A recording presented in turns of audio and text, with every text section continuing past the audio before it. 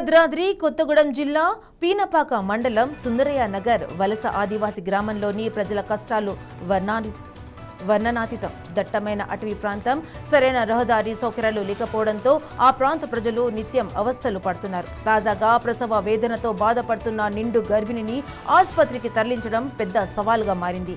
ఈ సుందరయ్య నగర్కు రోడ్డు మార్గం లేకపోవడంతో అంబులెన్స్ అక్కడికి చేరుకోలేకపోయింది. దీంతో ఆరోగ్య సిబ్బంది, ఆశా వర్కర్లు కలిసి ఓ మంచాన్ని స్ట్రెచ్చర్గా మార్చి దానిపై గర్భిణిని పడుకోబెట్టారు. వర్షం, బురద, కాలి బాటలో చాలా దూరం ఆమెను మోసుకెళ్లారు. జానంపేట ప్రాథమిక ఆరోగ్య కేంద్రానికి కాలినడకన తీసుకురావాల్సి వచ్చింది.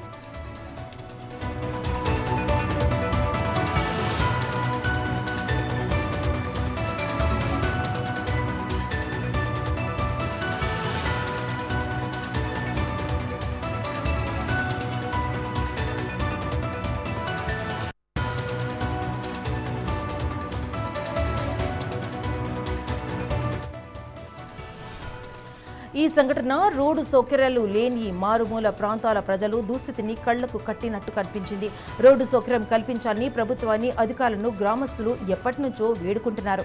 ఇలాంటి సంఘటనలు జరిగినా అధికారులు స్పందించకపోవడం దారుణమని వారు ఆవేదన వ్యక్తం చేస్తున్నారు.